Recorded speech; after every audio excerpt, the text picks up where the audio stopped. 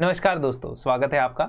UPSC prelims 2025 हुआ और उसमें पॉलिटी गवर्नेंस के सवाल पूछे गए। आइए देखते हैं कि उन सवालों को कैसे हैंडल किया जा सकता है, किया भी जा सकता है या नहीं, और क्या सोर्सेज आपको फॉलो करने चाहिए।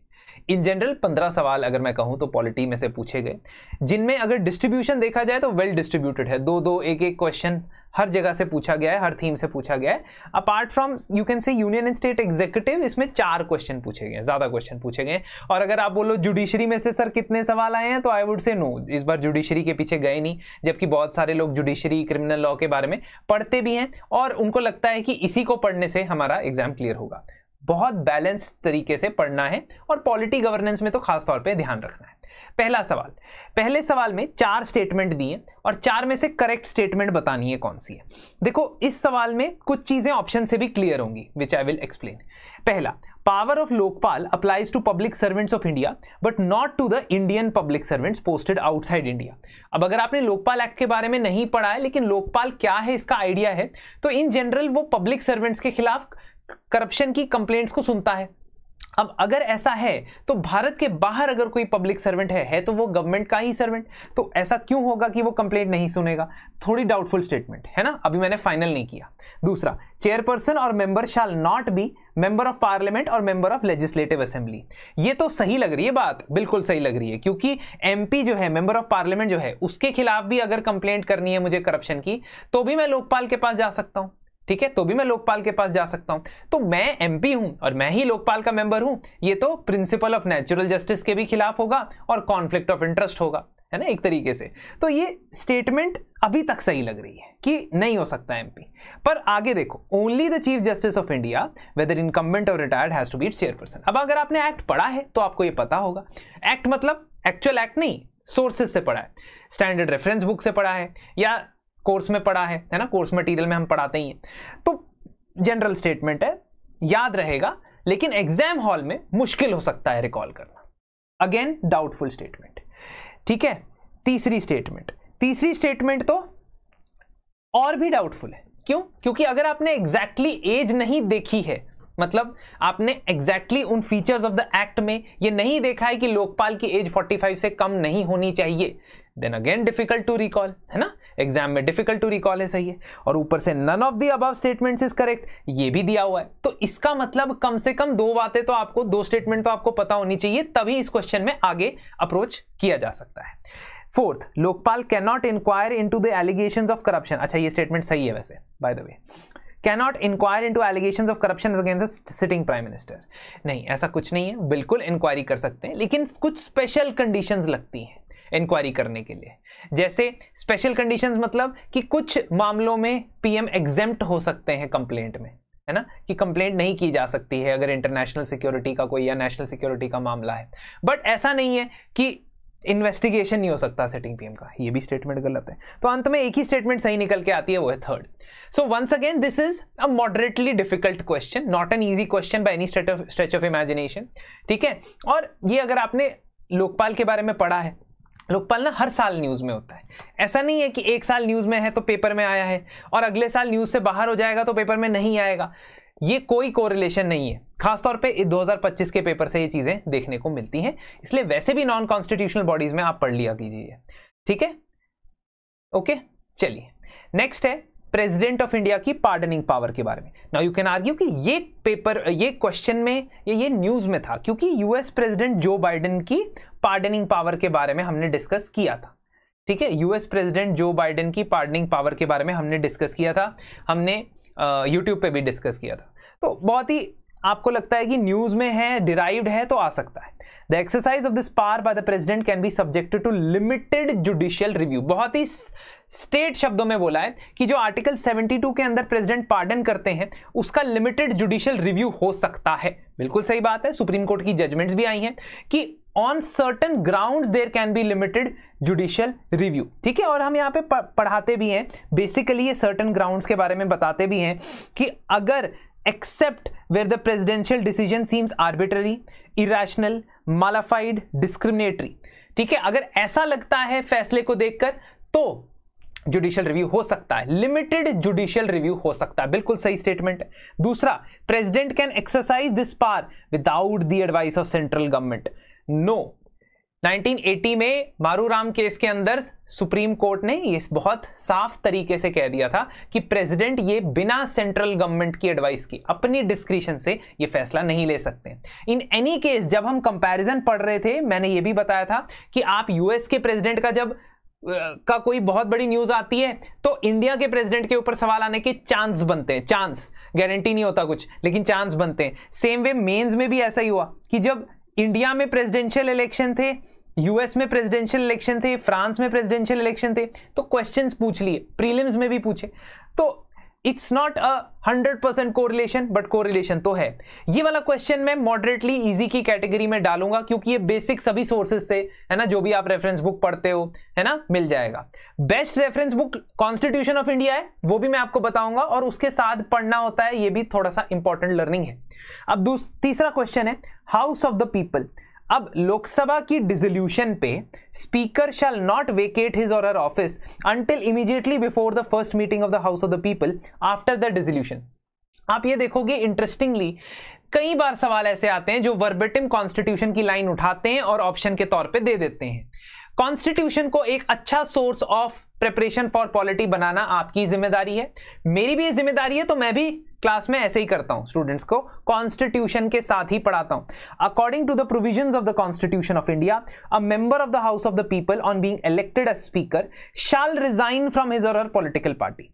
देखो भारत में ना तो ये किसी कानून में लिखा है ना संविधान में लिखा है कि रिजाइन करना जरूरी है स्पीकर के लिए, कहीं भी नहीं लिखा है, और ना ही एक कन्वेंशन है इंडिया में, neither it is a convention. Convention क्या होता है कि प्रथा चल गई है कि जब भी कोई स्पीकर आता है वो अपना पार्टी से रिजाइन कर देता है, no.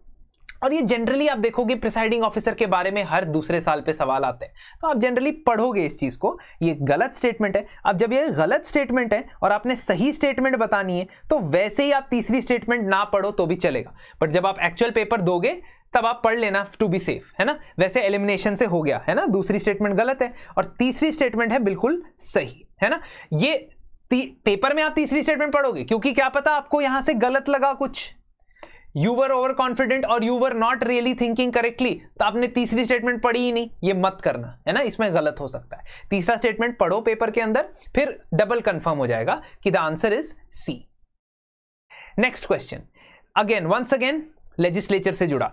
If any question arises as to whether a member of the House of the People has become subject to disqualification under the 10th schedule, the President's decision in accordance with the opinion of Council of Ministers shall be final. ये बिल्कुल गलत statement है, देखने में कितनी अच्छी लगती है, लेकिन एक प्रॉब्लम है इसमें, अंडर द 10th शेड्यूल। अगर ये नहीं लिखा होता तब ये स्टेटमेंट बिल्कुल सही थी, लेकिन यहां पे लिखा है 10th शेड्यूल यानी एंटी डिफेक्शन लॉ, और एंटी डिफेक्शन लॉ ये कहता है कि इसमें प्रेसिडेंट का डिस्क्वालिफिकेशन में कोई काम ही नहीं है। उसका सारा मुद्दा यही है कि वो presiding officers of the house के डिसीजन के बेसिस पे डिस्क्वालिफिकेशन होती है as per the 10th schedule, that means the 52nd constitutional amendment act. और दूसरी जो स्टेटमेंट है once again is related to anti defection only, because why, because 10th schedule और the 51st amendment is part of the constitution, है ना। और क्योंकि constitution ये बताता है कि पॉलिटिकल पार्टी का कैंडिडेट अगर पॉलिटिकल पार्टी के टिकट पे इलेक्शन लड़ा है तो वो डिस्क्वालीफाई किन सर्कमस्टांसेस में होगा, that means it is there in the constitution. अगर आप ये भी नहीं सोचो, मतलब सिंपल अगर आप ऐसा सोचोगे और आप देखोगे कि there is no mention of the word political party in the constitution of India, है ना, तो ये कई बार स्टेटमेंट सही भी हो सकती है। तो ये एक्सट्रीम वाले लॉजिक पेपर में मत लगाना कि एक्सट्रीम वाली स्टेटमेंट गलत होती है। जैसे कई बार वो लिख देगा कि there is no mention of the word judicial review और आप सोचोगे एक्सट्रीम स्टेटमेंट है, गलत होगी। प्लीज मत करना ऐसा, पढ़ के जाओगे, पढ़ के समझ के जाओगे तो चीजें समझ आ जाएंगी।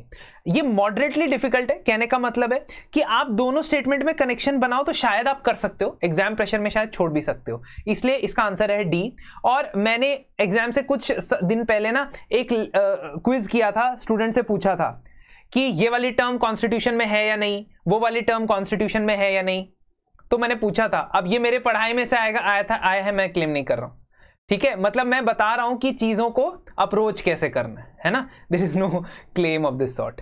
Statement 1, in India state governments have no power for making rules for grant of concession in respect of extraction of minor minerals even though such minerals are located in their territories.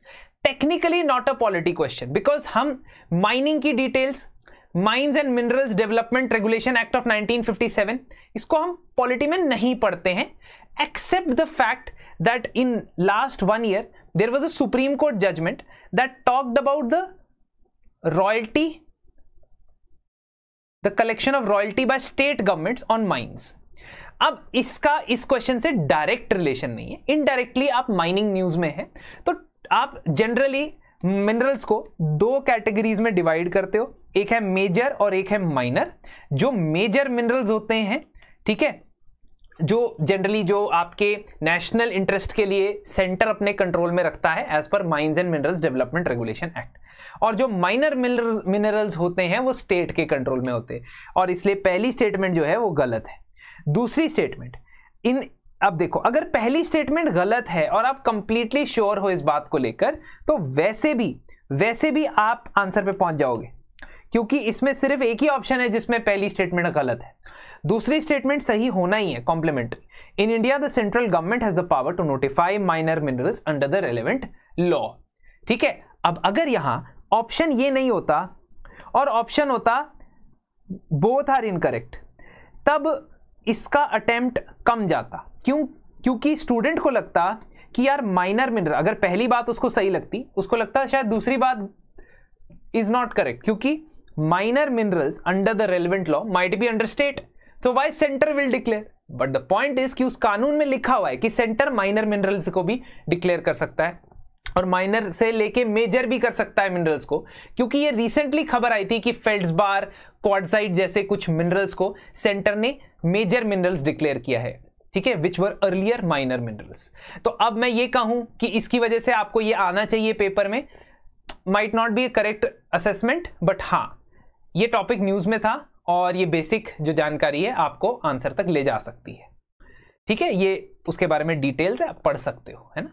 Now with reference to Indian polity consider the following statements. They wrote this so that मैं इसको polity में ही डालूं, है ना, question को. An ordinance can amend any central act. An ordinance can amend any central act is a dangerous proposition to say with definite कि ये सही है. What if I am thinking of a constitutional amendment act.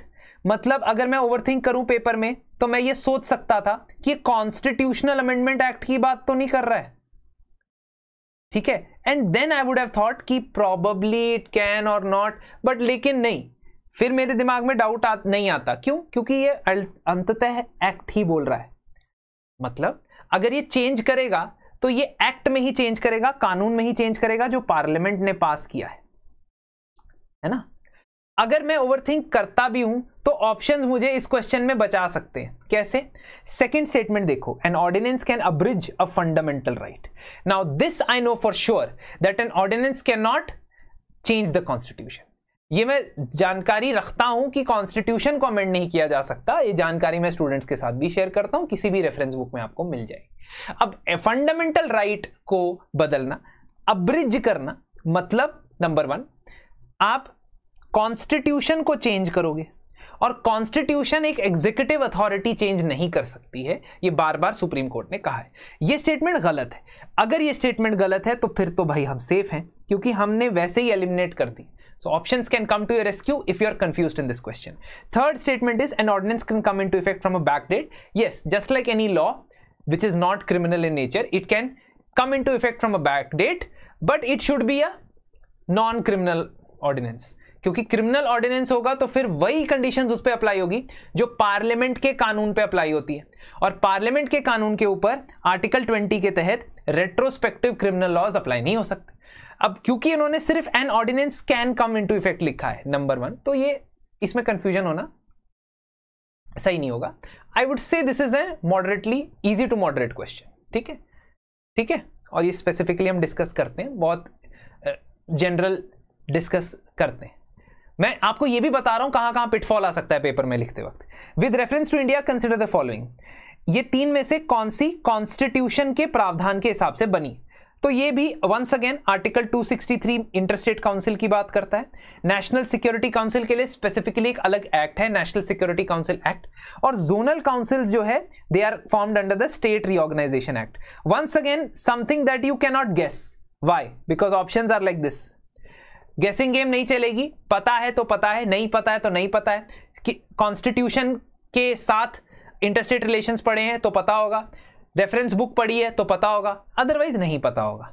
No गेसिंग over है, ठीक है, ये बात याद रखना। तो इसलिए इसमें ए इज द आंसर, ठीक है। Now next question, constitution of India explicitly mentions that in certain spheres the governor of a state acts in his और her own discretion. Once again something जो आप अगर कवर करते हो कॉन्स्टिट्यूशन को, और अगर आप आर्टिकल 163 को कवर करते हो, तो आपको यह पता लग जाएगा कि गवर्नर की कुछ डिस्क्रिशन होती है कुछ मामलों में, यह संविधान लिखता है। This can only be read if you read the constitution properly. वैसे भी आप जब पढ़ते हो constitutional discretion and situational discretion in the case of governor, उसके अलावा एक और चीज का ध्यान रखना है कि यहां पे लिखा है एक्सप्लिसिटली, कॉन्स्टिट्यूशन में लिखा है। और अगर आप देखते हो as far as article 163 is concern, ये मैंने पढ़ाया भी था कॉन्स्टिट्यूशन के साथ, कि 163 नंबर आर्टिकल में यह लिखा है कि अगर गवर्नर को लगता है कि कोई मामला, कोई मैटर उसकी डिस्क्रिशन में है, तो वो अपनी डिस्क्रिशन अप्लाई कर सकता है as per the constitution. And if you are doubt, अगर आपको लगता कि ये हो सकता है कि ऐसा हो कि इसमें कोई एरिया नहीं बताया, डोमेन नहीं बताया जिसके ऊपर गवर्नर डिस्क्रिशन रखे, तो ना संविधान में डोमेन भी बताई हुई है, संविधान में ना एरिया भी बताया हुआ है कि जब 6 शेड्यूल की बात आती है ना, 6 शेड्यूल में रॉयल्टी ऑफ माइनिंग रॉयल्टी का कितना हिस्सा आपको ऑटोनॉमस काउंसिल्स को देना है, ये गवर्नर का डिस्क्रिशन है, ठीक है, ये गवर्नर का डिस्क्रिशन है, exercise of discretionary powers by the governor, ये लिखा हुआ है। As far as some powers of 6 schedule is concerned, in any case the first statement is correct. Second statement, the president of India can of his or her own reserve a bill passed by a state legislature for its consideration without it being forwarded by the governor. Now you might be suggesting कि यार financial emergency में शायद ऐसा हो सकता है, मन में आ सकता है, मैं तो जेन्युइन डाउट बता रहा हूं कि शायद फाइनेंशियल इमरजेंसी में मनी बिल प्रेसिडेंट कह सकता है कि मेरे पास आ जाए बिना गवर्नर से पूछे, पर उसने कहां पूछा आपसे फाइनेंशियल इमरजेंसी? जब वो रेगुलर सेंटेंस लिख रहा है तो वो नॉर्मल सर्कमस्टांसेस की बात कर रहा है, इसका मतलब पहली स्टेटमेंट करेक्ट है। दूसरी स्टेटमेंट में गवर्नर रेफर करेगा कोई मामला तो ही प्रेसिडेंट उसको टेकअप कर सकता है as far as legislature is concerned. This statement I can vouch कि ये जनरली इजी टू मॉडरेट ही है ना।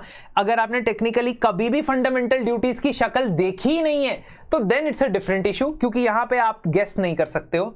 बट अगर आपने कम से कम जिंदगी में 1 से 2 बार अगर आपने ये basic fundamental right, fundamental duties और डीपीएसपी पढ़ा होगा तो आपको ये जानकारी होगी कि this is there in the constitution. Article 50 में separation of executive in the public services की बात है, आर्टिकल 24 में चाइल्ड लेबर की बात है, फंडामेंटल राइट में आता है, और फंडामेंटल ड्यूटी में तो आपको पता ही है 51A के अंदर preserving the rich culture heritage ये है, ठीक है। तो ये source is the constitution, source is any reference book, है ना। Now, once again, you could argue कि ये क्वेश्चन इसलिए आया है क्योंकि गवर्नर की इम्यूनिटी न्यूज में थी, बट न्यूज में नहीं होती तो भी आ सकता था ये, ठीक है, because this is something standard basic आप पढ़ते हो कि governor is not answerable to any court for exercise and performance of the powers. By the way, ये वर्बेटिम कॉन्स्टिट्यूशन के आर्टिकल 361 में से स्टेटमेंट ली गई है। ये वर्बेटिम कॉन्स्टिट्यूशन के जो एमएलए वाला आर्टिकल है, एमपी वाले आर्टिकल है, प्रिविलेजेस वाले 105 और 194, 105 एंड 194, वो वर्बेटिम स्टेटमेंट उठाई। All the statements are correct, ठीक है, because it's taken pin point from the constitution and written. So अगर आप पढ़ाई करते हो पॉलिटी की, साथ में कॉन्स्टिट्यूशन की पीडीएफ या किताब नहीं खोल के पढ़ते हो उस टॉपिक को, तो आप डिससर्विस कर रहे हो खुद को, प्रीलिम्स के प्रिपरेशन के पर्सपेक्टिव से भी और मेंस के भी। So the answer is D, ठीक है, आंसर इसका क्या है? डी। यहां पे मार्क नहीं किया है, डी है। सारी स्टेटमेंटें करेक्ट है भाई, सारी स्टेटमेंटें करेक्ट है आर्टिकल 361 और ये आर्टिकल 194 के तहत। Next, consider the following subjects under constitution. 1, 2, 3 3 subject है। list 1 union list in 7th schedule. Second is extent of the executive power of a state. Third is conditions of governor's office. तो अगर इनकी बात करते हैं, third statement के ऊपर आपको डाउट आ सकता है कि इसमें आपको स्टेट्स का कंसेंट चाहिए या नहीं चाहिए. So you know constitutional amendment article 368 के अंदर दो तरीके से होता है. एक स्पेशल मेजॉरिटी टाइप 1 जिसमें आपको दोनों हाउसेज ऑफ पार्लियामेंट से 50% प्लस 2/3 चाहिए, है ना, मेजॉरिटी. और स्टेप स्पेशल मेजॉरिटी टाइप 2 जिसमें 50% plus 2/3 plus 50% of the states की कंसेंट चाहिए. ये दोनों आपको चाहिए उन मामलों में जो सेंटर स्टेट रिलेशंस को अफेक्ट करते हैं. For example list 1 of union list यानी schedule 7 state list, union list, concurrent list, अगर इसकी बात हो तो, है ना. अगर बात हो अबाउट प्रेसिडेंट का इलेक्शन का manner, the manner of election of the president, अगर बात हो extent of union and state executive power, अगर बात हो सुप्रीम कोर्ट और हाई कोर्ट की जुरिस्डिक्शन को लेकर बात हो, है ना, तो ये सब के लिए आपको स्टेट से पूछना पड़ता है. लेकिन गवर्नर के ऑफिस के लिए क्या कंडीशंस है, उसके लिए आपको स्टेट से नहीं पूछना पड़ेगा. उसके दो कारण हैं. एक, गवर्नर की अपॉइंटमेंट प्रेसिडेंट के द्वारा होती है under his hand and seal. और दूसरा, conditions of office of governor might be decided by the president also, क्योंकि कॉन्स्टिट्यूशन उसमें बहुत ज्यादा चीजें नहीं बताता है, बहुत सारी क्वालिफिकेशन क्राइटेरिया नहीं देता है. तो वैसे भी आपको स्टेट से पूछने के लिए जरूरत नहीं है. Answer is a 1 and 2. Next question, ये बहुत ही फेवरेट टॉपिक है यूपीएससी का. ये रिपीट होता है, अक्सर रिपीट होता आया है. ये ट्रेंड जो दिख रहा है मैं बता रहा हूं. शेड्यूल्ड एरिया 5th शेड्यूल के अंदर डिक्लेयर होता है तो क्या होता है? इन दोनों में से सर कुछ नहीं होता है. Nothing of this sort happens. Executive power of the state remains intact.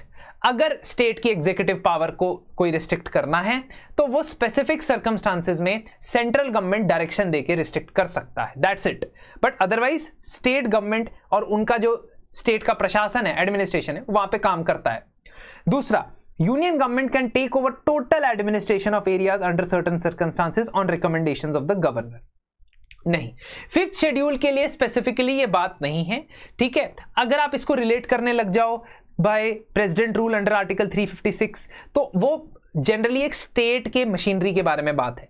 5th schedule area के बारे में स्पेसिफिकली ऐसा नहीं लिखा है. वंस अगेन समथिंग जिस पे आपको शायद डाउट आ सकता है, बट अगर आपने गेस करना ही है, मतलब अगर आप, ये वो वाला क्वेश्चन है जिसमें आप you're taking a leap of faith and you're guessing, you'll always guess कि union government can not take over the total administration of a schedule area, क्योंकि शेड्यूल एरिया बनाने का पर्पस ये है कि कम से कम सेंट्रल और स्टेट गवर्नमेंट की इंटरफेरेंस हो.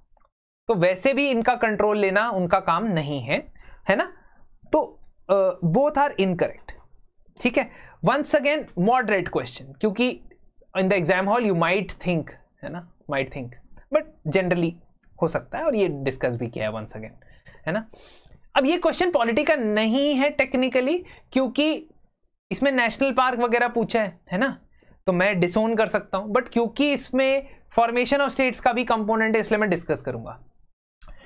Once again not something that you can guess, क्योंकि ऑप्शन कैसे हैं? Only 1, only 2, only 3, all 3. So you not going to guess this. You can maximum eliminate 2 things, but फिर आप वही 2 में फंस जाओगे. अब ये नेशनल पार्क्स वाला छोड़ देता हूं, वैसे ये स्टेटमेंट सही है ना. और capital is named after a fort. If you know eta is eat and eta Nagar fort is a fort, then probably you will go to the answer. You need to know 2 things. So I'd put it in a difficult category कि आसान तो नहीं है. आपको moulding national park और नामदफा वाला national park पता होना चाहिए. दोनों पता होगे तभी फिर फंसेगा क्वेश्चन. और आपको ये भी पता होना चाहिए एग्जैक्टली 2 नेशनल पार्क है. So I'll put it in difficult category. ठीक है, ये स्टेटमेंट सही है. मैं पॉलिटी में इसलिए डिस्कस कर रहा हूं because of next 2 statements. Now next 2 statement में जो सेकंड स्टेटमेंट है उसको लेकर देयर सीम्स टू बी, मतलब मैं अपना आपको इंटरप्रिटेशन बता देता हूं, और there seems to be some discussion whether this is correct or not. Now if you see technically, Nagaland was not formed by taking any foreign territory into India. अगर ऐसा होता है तब आपको कॉन्स्टिट्यूशनल अमेंडमेंट करना पड़ता है. ठीक है, अब मैं बिल्कुल उससे बताता हूं अगर आपको जीरो नॉलेज है, क्योंकि आप 13th अमेंडमेंट नहीं याद करके जाते हो. Who are you kidding? 13th amendment करके जाते हो पेपर में? 13th अमेंडमेंट ऑफ 1962 बहुत रेयर होगा. कुछ लोग होंगे, वेरी रेयर, ठीक है, तो मैं आपको जनरली बता रहा हूं कि पेपर में अटेम्प्ट करोगे तो सोचोगे कि कॉन्स्टिट्यूशनल अमेंडमेंट जनरली उसका होता है जो नया स्टेट आपने ऐड किया होता है, नई टेरिटरी ऐड की होती है। ये 1960 में सुप्रीम कोर्ट ने बोल दिया है ना।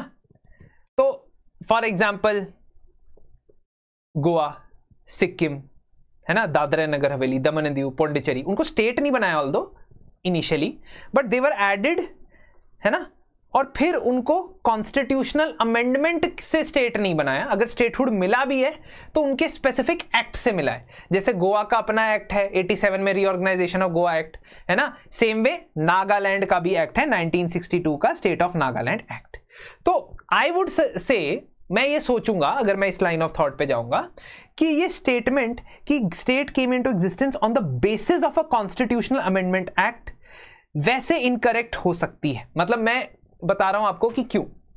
Number 1 is this reason. Number 2 is अगर आप 13th कॉन्स्टिट्यूशनल अमेंडमेंट एक्ट को पढ़ते हो, देखते हो, जो कि आप पेपर के बाद ही देखोगे, पेपर के पहले कभी नहीं करोगे, तो वहां पे स्टेटमेंट ऑफ ऑब्जेक्ट रीजन लिखा है कि हम ये अमेंडमेंट लेके क्यों आ रहे हैं। वहां लिखा है कि ना जुलाई 1960 में सरकार ने, केंद्र सरकार ने नागाज के साथ एक एग्रीमेंट किया कि हम नागालैंड को एक स्टेट बनाएंगे, आसाम से निकाल देंगे नागा हिल्स और त्यूनसांग हिल्स को, त्यूनसांग रीजन को, और एक नागालैंड नाम का स्टेट बनाएंगे। तो फर्स्ट स्टेप ये है। सेकेंड स्टेप ये है कि क्योंकि नागालैंड को कुछ स्पेशल प्रावधान चाहिए थे, इसलिए हमें कॉन्स्टिट्यूशन में एक आर्टिकल ऐड करना पड़ेगा, आर्टिकल 371A ऐड करना पड़ेगा। और क्योंकि हमने आर्टिकल 371A ऐड करना है, हम ये अमेंडमेंट इसी के लिए लेके आ रहे हैं। So the purpose of this amendment is not to form the state of Nagaland. Why? Because as per Article 3 internal reorganization, that means Assam में से नागालैंड निकाल देना, उसके लिए मुझे कॉन्स्टिट्यूशन अमेंड करना ही नहीं था। मैंने कॉन्स्टिट्यूशन इसलिए अमेंड किया क्योंकि मैं नागालैंड को आर्टिकल 371A के अंदर स्पेशल पावर्स देना चाहता था। तो अगर if I think on these lines, I would suggest this statement is incorrect. On the other hand, you could also argue कि यूपीएससी को ऐसा लग सकता है कि लीनियरली सोचेगा वो कि 13th अमेंडमेंट आया, उसके बाद नागालैंड बना। सेकेंड पॉइंट जो मेरे इस आर्ग्यूमेंट के फेवर में है वो ये कि जब आप Nagaland, state of Nagaland act देखते हो, स्टेट ऑफ नागालैंड एक्ट देखते हो 1962 का, इट इज डेटेड सितंबर 1962, ठीक है, which is just before the constitutional amendment. Although आप ये कह सकते हो कि फाइनल सिग्नेचर इस पे अब तक नहीं हुआ था, है ना। तो once again it's a D doubtful वाला question. But if I were to ask, जैसे कुछ क्वेश्चन आते हैं तो मैं I would hazard a guess that second statement is incorrect. Second statement is incorrect polity के पर्सपेक्टिव से देखा जाए तो, है ना। Tripura initially part C state, it became a centrally administered territory, ये बिल्कुल सही है, बिल्कुल सही है। बट वंस अगेन आपको पहले पार्ट बी और पार्ट सी पता होना चाहिए, तभी इसको अटेम्प्ट कर सकते हो। फिर तो गेस वर्क है, ठीक है, फिर तो गेस वर्क है कि ये यूटी 1956 में बनता है त्रिपुरा, और फिर बाद में फुल फ्लेजेड स्टेट बनता है। अगर आपको ये पार्ट सी का ही नहीं पता होगा और उसमें त्रिपुरा की एग्जिस्टेंस का नहीं पता होगा, क्या पता वो पार्ट बी में हो, तो ये अटेम्प्ट नहीं करोगे। ये वो छोड़ने वाले क्वेश्चन भी हो सकते हैं, ठीक है। और कभी भी ऐसे क्वेश्चन में तुक्का मार के नहीं आना है, ये याद रखना है, ठीक है। So according to me the answer is B, but just 5 days before the next prelims if answer key comes and the answer is C, don't blame me, क्योंकि मैंने आपको दोनों आर्ग्यूमेंट बताए हैं। मुझे ऐसा लगता है बी आंसर, ठीक है। लास्ट क्वेश्चन ये वाला, आई वुड वंस अगेन, छोड़ने वाला क्वेश्चन है अगर नहीं पता है कुछ तो, है ना। अगर ईडी के बारे में पता है, डीआरआई के बारे में पता है, directorate general of systems and data management के बारे में पता है, तो आइडिया हो जाएगा इस क्वेश्चन का। वंस अगेन क्योंकि गेस वर्क नहीं है इसमें ऑप्शंस की वजह से। अब ईडी फाइनेंस मिनिस्ट्री के अंदर काम करती है, this is a very common knowledge, बहुत बार डिस्कस होता है करंट अफेयर्स में। फाइनेंस मिनिस्ट्री में काम करती है, तो पहली स्टेटमेंट गलत है। दोनों स्टेटमेंट ही सही है, क्योंकि डीआरआई यानी डायरेक्टोरेट ऑफ रेवेन्यू इंटेलिजेंस, जो CBIC central board of indirect tax and customs में काम करता है, इसके नाम में कस्टम्स है, ये सीबिक काम करता है अंडर डिपार्टमेंट ऑफ रेवेन्यू, तो ये स्टेटमेंट सही है, ये स्टेटमेंट सही है। अब once again you could argue कि क्या मुझे पता है carrying out big data analytics to assist tax officers, you could argue कि शायद मैं इस पे गेस ना करता, लेकिन अगर मुझे गेस करना ही होता तो दो अगर मेरे पास ऑप्शन है ना, और मुझे ये पता है कि this at least is correct, then I could go for this and say okay. But once again 100% clarity से अटेम्प्ट नहीं हो सकता है पेपर में अंटिल अनलेस आपको ये specifically DGS and data management पता है, जो कि रेयर है। ठीक है, तो दिस वर द क्वेश्चंस। अगर कोई क्वेश्चन मुझसे मिस हो गया है, ठीक है, तो प्लीज कमेंट्स में मुझे बता दो कि ये सर मिस हो गया है, उसका मैं आंसर आपको बता दूंगा। ठीक है, एंड यही मेरा इसका निष्कर्ष है कि polity is generally doable to some extent if you follow constitution of India properly. उसके कॉन्टेक्स्ट के लिए आगे और चर्चा हम करते रहेंगे। धन्यवाद।